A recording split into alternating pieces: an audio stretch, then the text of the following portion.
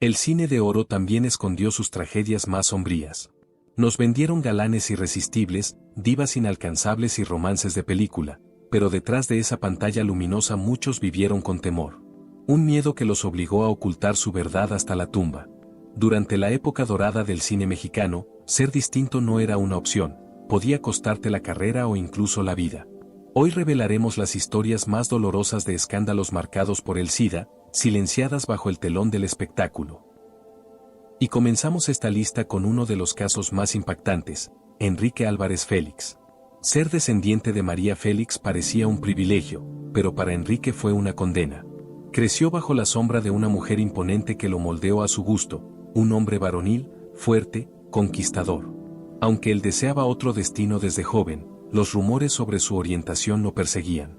Nunca se le conoció novia, jamás un escándalo amoroso con mujeres, solo susurros, secretos y negaciones. Se cuenta que cuando Enrique intentó confesarle su verdad a su madre, María lo fulminó con la mirada y le dejó claro que en su mundo no había espacio para esas desviaciones. Enrique brilló en cine y televisión, pero en los años 90 su cuerpo empezó a transformarse. Adelgazó de forma alarmante, su piel perdió vitalidad y quienes lo rodeaban notaban algo más que cansancio. El 24 de mayo de 1996, un infarto terminó con su vida. Esa fue la versión oficial, pero en los pasillos del espectáculo circulaba otra. El SIDA lo había consumido lentamente y su muerte fue encubierta con absoluta discreción. Dicen que María Félix usó su influencia para acallar todo. No quería que el apellido Álvarez Félix quedara manchado por el estigma de la enfermedad. Su velorio fue gélido, sin lágrimas, sin afecto genuino. Solo la presencia dominante de la doña, quien no derramó ni una sola lágrima por su único hijo. ¿Quieres saber quiénes más vivieron este silencio? Quédate, porque lo que sigue te dejará sin aliento. ¿Fue realmente un infarto, o María Félix se llevó a la tumba el mayor secreto de su hijo? Continuamos con Jorge Mistral.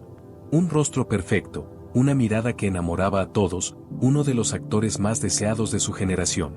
Pero su existencia fue una tragedia disfrazada de gloria. ¿Quieres conocer el lado más oscuro de su historia? Quédate, porque lo que viene te dejará helado. Jorge Mistral poseía la mirada de un galán imposible. Las mujeres lo adoraban, pero él siempre se mostraba distante, reservado, casi inalcanzable. Su trayectoria fue impecable hasta que algo cambió. En la década de los 70, su salud comenzó a deteriorarse con rapidez. Se alejó de los reflectores, perdió peso, y aquel rostro fuerte y varonil se transformó en el de un hombre abatido, enfermo, como si cargara un secreto que lo consumía desde adentro. En 1972, sin aviso alguno, Jorge Mistral se disparó en el pecho. Sí, se quitó la vida. La versión oficial aseguraba que lo hizo por una enfermedad terminal, pero ¿por qué jamás lo dijeron abiertamente? Ahí comenzaron los rumores. Algunos afirmaban que se trataba de cáncer, mientras otros aseguraban que el mal era mucho más oscuro. Con la llegada del SIDA al mundo del espectáculo, su nombre volvió a escucharse en conversaciones veladas. ¿Y si fue esa la verdadera causa que lo llevó al abismo? Aquel rápido deterioro físico, su aislamiento, los cuidados secretos y el silencio de sus colegas apuntaban a una verdad que jamás se reveló. Prefirió morir antes que enfrentar la humillación pública. La respuesta se la llevó consigo, y no fue el único. Alfredo Gil, músico legendario de Los Panchos, rey de los boleros, ícono de la música romántica y figura muy cercana al cine mexicano, también guardó grandes silencios. Su vida sentimental siempre fue un enigma. Mientras sus compañeros presumían conquistas, él se mantenía discreto. Jamás se le conoció pareja femenina.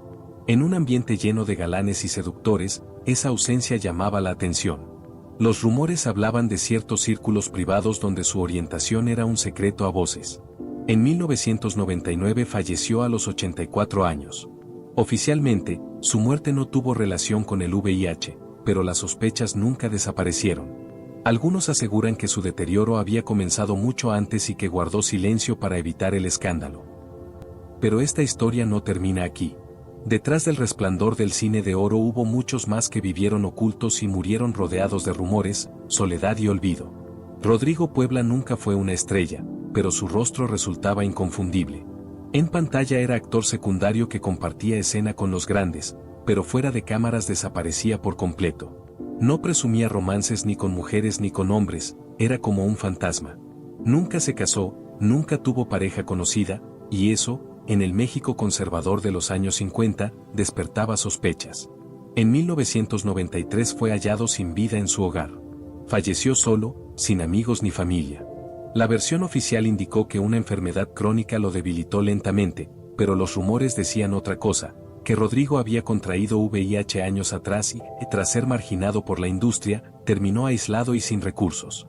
En esa época, el SIDA era una sentencia social y muchas familias preferían callar. Murió de causas naturales, se convirtió en la coartada perfecta, una mentira conveniente para no cargar con la vergüenza pública.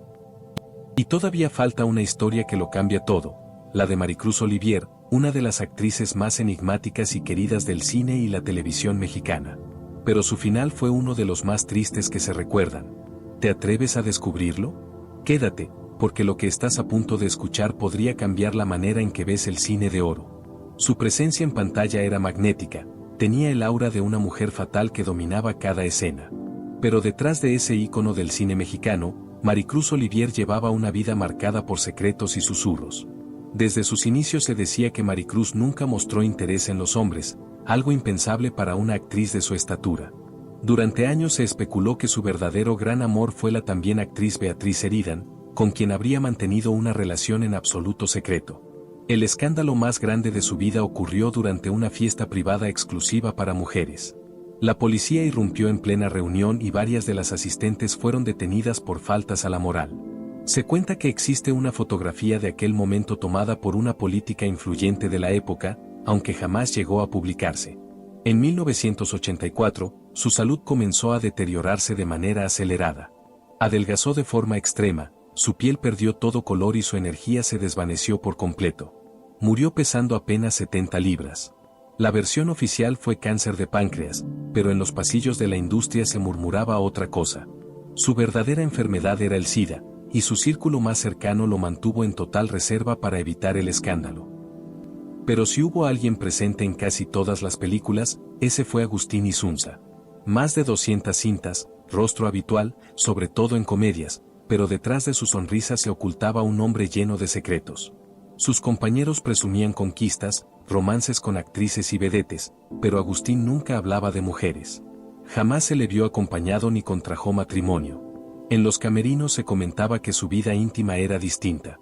En 1978 murió de manera repentina. La versión oficial habló de causas naturales, aunque su deterioro físico ya era evidente en sus últimas apariciones. Lo más inquietante fue que su familia se encargó de borrar todo rastro de su vida personal. No hubo homenajes ni declaraciones, solo un funeral discreto, un silencio total. Con el paso del tiempo, cuando el SIDA comenzó a dejar huella en el medio artístico, el nombre de Agustín volvió a resonar con fuerza. Carlos Navarro fue otra joya del cine. Atractivo, talentoso, con una presencia magnética. Trabajó con gigantes como Luis Buñuel en películas como La ilusión viaja en tranvía y Doña Perfecta. Todo indicaba que se convertiría en una leyenda, pero su vida personal siempre estuvo envuelta en misterio. Jamás se le conoció pareja femenina ni se le vinculó con escándalos amorosos.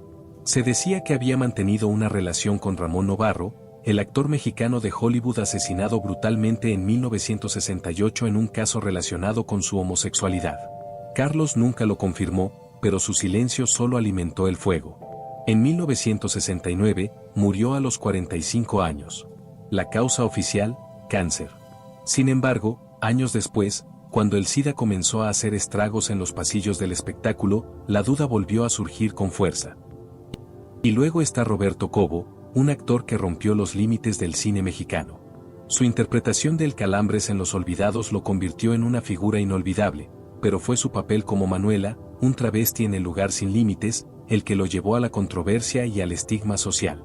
Nunca habló abiertamente de su orientación sexual, aunque muchos aseguraban que era homosexual dentro de su entorno íntimo. Prefería mantenerse en silencio frente al público para no enfrentar represalias. En 1985, el terremoto de la Ciudad de México marcó un antes y un después en su vida. Su edificio colapsó, quedó herido y desde entonces tuvo que apoyarse en un bastón para poder caminar. A partir de ese momento, su salud jamás volvió a ser la misma. Fue desapareciendo poco a poco del cine y de la televisión, hasta que la enfermedad lo alcanzó en 2002. La versión oficial habló de un derrame en el esófago y un infarto, pero los rumores contaban otra historia. Decían que el SIDA lo había consumido en silencio y que su diagnóstico fue ocultado para proteger su legado. En esos años, el estigma era tan brutal que muchos artistas preferían morir callando antes que ser señalados por su verdad.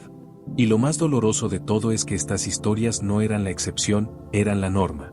Vidas borradas, trayectorias apagadas sin justicia ni reconocimiento. ¿Quieres conocer los últimos nombres de esta lista negra del cine de oro? Quédate, porque lo que viene te va a romper el corazón. Miguel Alcántara lo tenía todo: galán de telenovelas, rostro perfecto, sonrisa encantadora. El tipo de hombre que todas las mujeres soñaban ver en pantalla y en su vida. Pero detrás de esa imagen impecable se escondía un hombre profundamente solo. Nunca se le conocieron parejas, y en los pasillos del espectáculo se murmuraba que su verdadero amor no era el que el público imaginaba. Se decía que mantenía relaciones discretas con otros hombres, pero vivía con el miedo constante de ser descubierto y perderlo todo. Con el paso del tiempo, su rostro perdió brillo, su cuerpo se debilitó y sus apariciones se volvieron cada vez más escasas hasta desaparecer sin despedirse. Lo más aterrador no fue su silencio, fue su final. Pasaron 5 días antes de que alguien notara su ausencia. 5 días con su cuerpo sin vida, en total abandono. Nadie llamó, nadie preguntó por él. Fueron los vecinos, alertados por el olor, quienes avisaron a las autoridades. La versión oficial: leucemia. Pero lo que encontraron dentro de su casa contaba otra historia. Los medicamentos para el VIH lo confirmaban. Todo indicaba que Miguel Alcántara había sido una víctima más del SIDA. Murió completamente solo, sin familia, sin amigos, y su cuerpo ya se encontraba en avanzado estado de descomposición cuando fue hallado.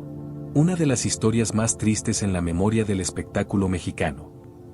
Joaquín Cordero fue uno de los grandes galanes del cine mexicano. En su juventud representó el ideal de autoridad, en su madurez, se convirtió en el padre, el militar o el sacerdote que encarnaba el símbolo de la masculinidad nacional. Pero detrás del telón, su vida privada era un completo enigma. Aunque estuvo casado y tuvo hijos, los rumores sobre una doble vida nunca desaparecieron. Se decía que mantenía relaciones con hombres, pero su imagen pública lo obligaba a vivir entre sombras. Su salud se fue debilitando con el paso de los años y, en 2013, falleció tras sufrir complicaciones respiratorias y neurológicas. La causa oficial: la edad. La verdad, quizá una más de esas que la industria prefirió enterrar. Se hablaba de una enfermedad que afectó su sistema inmunológico, pero todo se manejó con un hermetismo absoluto. Y luego está Carlos Ansira, un actor fuera de serie, dueño de una intensidad dramática inigualable, capaz de dominar el teatro como pocos. Su talento era incuestionable, pero su vida privada permanecía envuelta en un misterio absoluto. Nunca se le conocieron romances, ni escándalos amorosos, nada. Solo un silencio que, con los años, se volvía cada vez más sospechoso. En 1987, Ansira murió de forma repentina. La versión oficial habló de complicaciones de salud, pero en los círculos más íntimos del arte mexicano comenzó a circular otra versión, que Carlos Ansira también había sido víctima del SIDA, y que su entorno más cercano decidió ocultarlo todo para proteger su nombre y evitar el escándalo. En aquellos años, el VIH era sinónimo de vergüenza, rechazo y silencio. Muchas figuras del espectáculo murieron con su verdad sellada bajo llave. El cine de oro nos regaló sueños, leyendas y rostros inmortales, pero también nos dejó cicatrices ocultas, vidas marcadas por el miedo, el prejuicio y el abandono. Estas historias no son solo fragmentos del pasado, son advertencia, memoria y homenaje a todos aquellos que no pudieron vivir su verdad, a los que murieron en silencio, y a los que aún hoy siguen esperando justicia. El hermetismo en torno a la muerte de Ansira solo avivó las sospechas. No se ofrecieron detalles claros. Su familia guardó silencio, y quienes lo conocían sabían que su deterioro físico había comenzado mucho antes de su partida. Y entre los nombres que marcaron esta historia silenciosa, surge uno imposible de olvidar: Ramón Novarro, el latino de Hollywood. Ramón Novarro fue uno de los primeros mexicanos en triunfar en Hollywood. Nacido como José Ramón Gil Samaniego en Durango en 1899, su familia emigró a Estados Unidos huyendo del caos de la Revolución. Su atractivo exótico, su mirada melancólica y su entrega actoral lo convirtieron rápidamente en un ídolo del cine mudo. Su papel más emblemático fue en Ben-Hur, donde interpretó al protagonista con una intensidad que le valió reconocimiento internacional. En la prensa lo comparaban con Rudolf Valentino y lo llamaban el galán mexicano de los sueños americanos. Pero Ramón guardaba un secreto profundo. Desde joven supo que era homosexual, y eso marcó su vida de manera irreversible. En una industria donde las apariencias lo eran todo, su orientación fue vigilada, controlada y reprimida por los estudios. Le exigían presentarse en eventos acompañado de actrices, mantener la imagen de un hombre familiar y evitar cualquier comentario que despertara sospechas. Vivió varios romances en secreto. Uno de los más duraderos fue con Herbert Haue, periodista de cine, con quien compartió años de amor oculto. También mantuvo relaciones con bailarines, escenógrafos y actores jóvenes que apenas comenzaban sus carreras, pero la mayoría de esos vínculos estaban marcados por el miedo al escándalo. Con el paso de los años, Ramón se volvió más reservado, se alejó de los reflectores y se dedicó a la música, el arte y la escritura. Sin embargo, la soledad comenzó a consumirlo. En 1968, fue brutalmente asesinado por dos jóvenes que lo atacaron en su casa tras un supuesto encuentro sexual. El crimen causó una profunda conmoción, no solo por su violencia, sino porque expuso públicamente su homosexualidad, algo que hasta ese momento había sido negado o deliberadamente ignorado. La prensa lo trató con crueldad, lo tacharon de pervertido, lo caricaturizaron como un hombre decadente, y minimizaron su legado artístico, enfocándose únicamente en los detalles morbosos del asesinato. Su familia optó por el silencio, y Hollywood tampoco le rindió homenaje. Sin embargo, con el tiempo, su figura ha sido reivindicada. Hoy se le reconoce como un pionero, un símbolo de resistencia silenciosa, un hombre que logró brillar en una época que no le permitía existir libremente. Su historia es trágica, sí, pero también profundamente valiente. Mauricio Fez Hasbeck, conocido artísticamente como Mauricio Garcés, fue el arquetipo del galán refinado.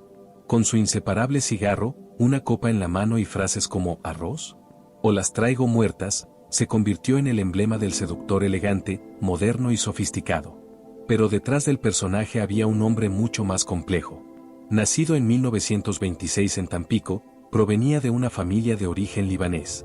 Desde joven mostró pasión por la actuación y el diseño, incluso antes de alcanzar la fama como actor.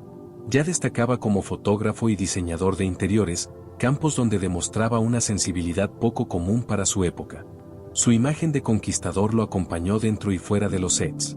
Nunca contrajo matrimonio, y aunque se le vinculó sentimentalmente con actrices como Silvia Pinal, Sonia Furió y Lucía Méndez, lo cierto es que todos esos romances eran meras especulaciones.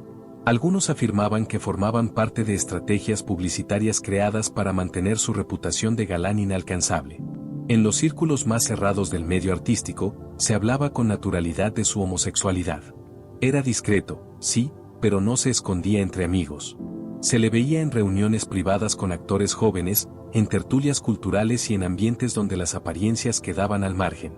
Uno de sus romances más mencionados, aunque nunca confirmado, fue con Enrique Rambal, con quien compartía una complicidad evidente incluso ante el público. En su carrera, Modisto de Señoras marcó un antes y un después. En ella interpretó a un diseñador que fingía ser homosexual para rodearse de mujeres. La ironía, comentan muchos, es que esa fue su manera de hablar sobre sí mismo sin admitirlo abiertamente. Años más tarde, cuando los rumores sobre su orientación se intensificaron, Mauricio Garcés respondió en una entrevista: ¿y qué si soy o no soy? Yo seduzco a quien se deje seducir. A mediados de los años 80, Mauricio comenzó a alejarse de la vida pública. Su salud se deterioraba visiblemente.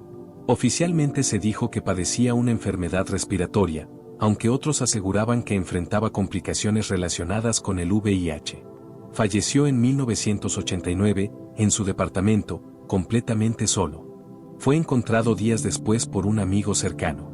A diferencia de otros actores, su muerte no fue tratada con morbo ni escándalo. Los medios, por respeto o quizá por temor, evitaron especular. Pero en el ambiente artístico, todos sabían la verdad. Años después, uno de sus antiguos asistentes escribió: murió como vivió, con estilo, con elegancia y con secretos. Mauricio Garcés sigue siendo un ícono, pero también un enigma. El hombre que convirtió el deseo en arte vivió reprimido por el mismo sistema que lo veneraba. Su historia, hasta el día de hoy, continúa siendo contada a medias. Sergio Jiménez fue mucho más que un actor, fue educador, director y formador de generaciones enteras. Su apodo, el maestro, no era casualidad. Fue guía de talentos como Gael García Bernal, Salma Hayek y Diego Luna.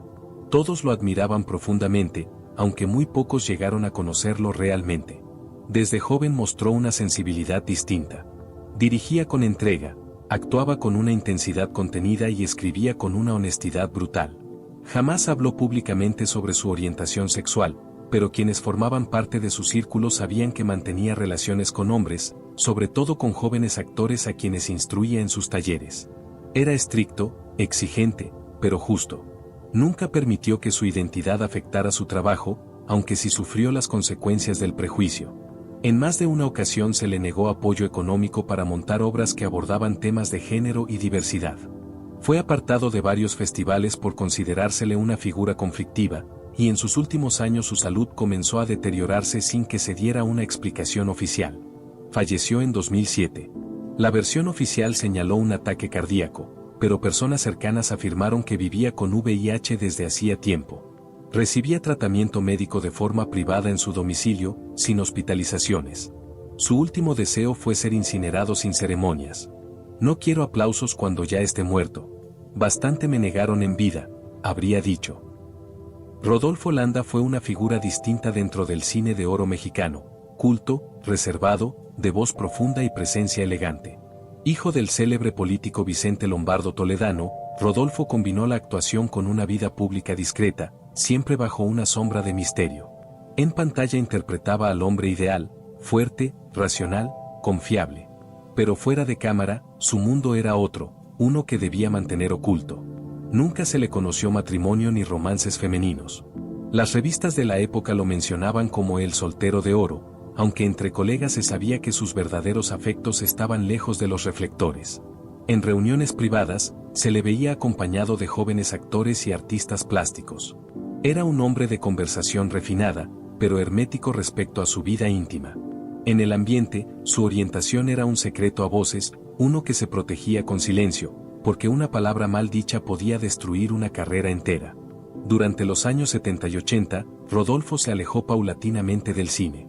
Sus apariciones se hicieron más esporádicas y su físico comenzó a transformarse. Quienes lo conocieron recordaban su delgadez repentina, su voz debilitada y el cansancio que parecía no abandonarlo nunca. En 1988, murió en circunstancias poco claras. La causa oficial, insuficiencia respiratoria. Sin embargo, el hermetismo con el que su familia manejó su fallecimiento alimentó los rumores. Fuentes cercanas aseguraron que padecía VIH desde hacía tiempo y que había decidido enfrentarlo en completo aislamiento, sin hospital ni homenajes. En aquellos años, admitir tal diagnóstico era una sentencia social y moral.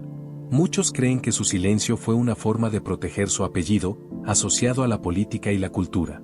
Su legado actoral fue injustamente relegado, eclipsado por el miedo y el prejuicio. Detrás del intelectual refinado y del actor comprometido, quedó la historia de un hombre que amó en secreto y murió sin poder decir su verdad. Una verdad que el cine de oro prefirió no mirar de frente.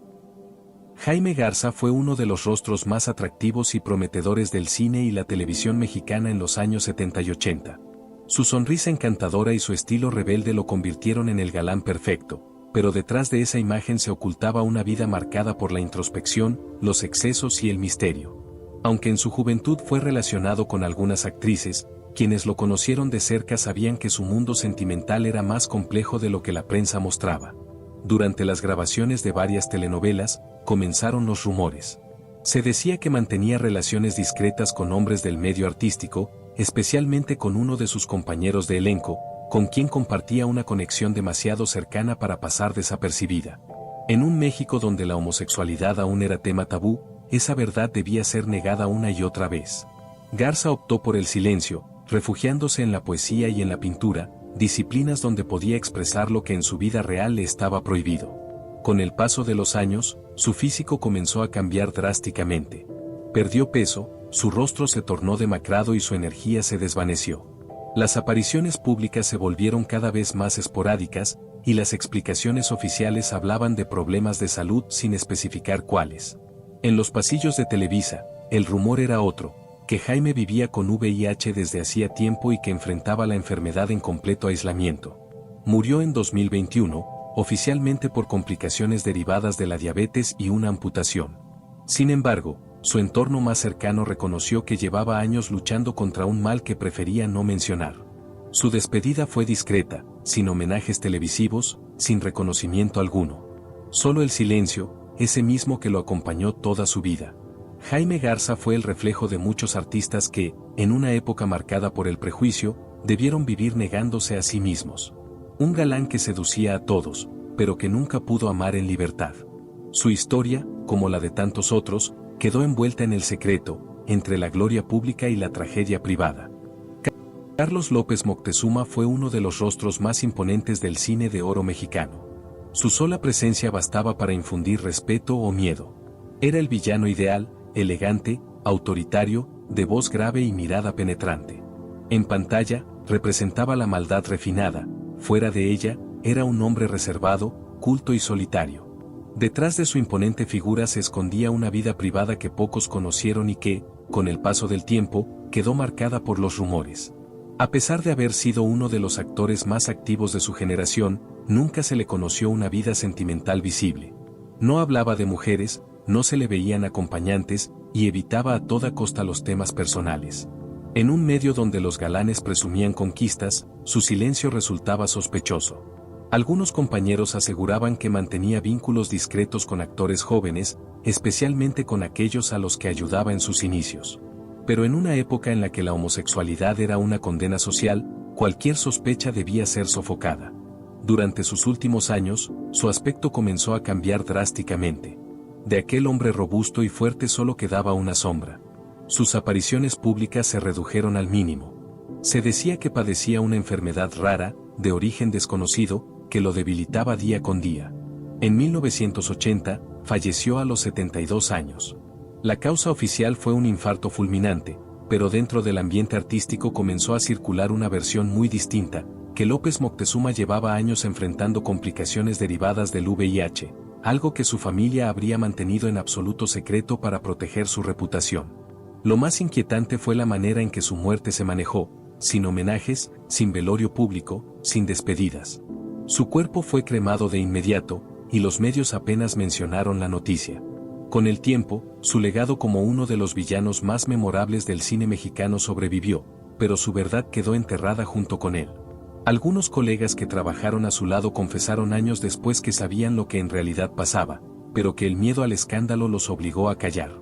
Carlos López Moctezuma fue, en vida, un actor que dominó el mal en la pantalla, pero en la realidad fue víctima del mayor enemigo de su tiempo, el silencio. Un silencio que el cine de oro prefirió mantener, incluso después de su muerte. Arturo de Córdoba fue uno de los galanes más elegantes y sofisticados del cine de oro mexicano. Su voz profunda, su mirada intensa y su presencia distinguida lo convirtieron en el símbolo del hombre ideal. En pantalla, seducía con palabras, gestos y silencios, pero fuera de cámara su vida era un laberinto de secretos. Aunque se casó con la actriz Ena Alvarado, quienes lo conocieron de cerca aseguran que aquel matrimonio fue más un pacto social que una historia de amor. Desde sus primeros años en la industria, se rumoraba que Arturo tenía una vida paralela. Se le veía en reuniones discretas, rodeado de jóvenes actores y artistas plásticos. Su carácter reservado alimentaba las sospechas, pero nadie se atrevía a hablar abiertamente. Cuestionar la virilidad del galán más deseado del cine nacional era un suicidio profesional. En los camerinos se decía en voz baja que su verdadera lucha no era contra los personajes que interpretaba, sino contra sí mismo. A mediados de los 70, su salud comenzó a deteriorarse drásticamente. Dejó de aparecer en público, perdió peso y sus viajes a Houston y a Los Ángeles se hicieron frecuentes. Oficialmente, buscaba atención por problemas respiratorios. Sin embargo, entre los pocos amigos que aún lo visitaban circulaba otra versión, que padecía VIH y que su familia había decidido mantenerlo en el más absoluto secreto para evitar el escándalo. En 1973, falleció en su casa de México. La prensa anunció que la causa había sido un derrame cerebral, pero nadie vio su cuerpo, ni hubo funeral público. Solo un comunicado breve, sin fotografías ni despedidas. Con el tiempo, los rumores crecieron. Algunos colegas aseguraron que Arturo había pasado sus últimos meses en cama, bajo cuidado constante, consumido por una enfermedad que en aquel entonces nadie se atrevía a nombrar. Así murió uno de los íconos más admirados del cine mexicano, rodeado de elegancia, fama y respeto, pero prisionero del miedo. Su nombre aún resuena con fuerza, pero su verdad, como la de tantos otros, quedó enterrada bajo la misma losa que cubrió su silencio. José de Mara nació en Mexicali, Baja California, el 7 de agosto de 1959, y murió en la misma ciudad el 25 de septiembre de 1992. Fue un actor y bailarín mexicano recordado por su papel de Tito en la exitosa serie ochentera Cachún Cachún Rara, transmitida por el Canal 2 de Televisa entre 1981 y 1987, bajo la producción de Luis de Llano Macedo. El personaje de Roberto Esquivel Tito se integró al elenco de Cachún Cachún Rara cuando el programa llevaba 3 meses al aire. Patti Juárez, directora de cámaras, y Adrián Ramos Pepe Celaya realizaron una audición en el foro, y de todos los aspirantes en la fila, los 3 seleccionados fueron Gerardo González Porfirio, José Magaña Profesor Villafuerte y José de Mara Tito. José de Mara era considerado el mejor bailarín del grupo y, según la opinión de sus compañeras, también el más atractivo. Tras el final de Cachún Cachún Rara, sus integrantes se incorporaron a nuevos proyectos, mientras que José de Mara decidió regresar al teatro musical. En 1991, al concluir la exitosa temporada de A Chorus Line, en la que participaba, comenzaron a circular rumores sobre su estado de salud. Algunos compañeros de televisión escucharon que Tito estaba gravemente enfermo, aunque nadie sabía con certeza qué padecía. Muy pocos tuvieron acceso a lo que fueron sus últimos meses de vida, marcados por el aislamiento y el silencio. Y como estas, hubo muchas más vidas silenciadas por una época que no estaba lista para aceptarlos. Actores brillantes que el cine de oro devoró en su afán de aparentar pureza, mientras el SIDA se llevaba sus nombres al olvido. Suscríbete y no te pierdas los próximos videos, donde seguiremos revelando los secretos, los amores prohibidos y las tragedias que ellos nunca pudieron contar.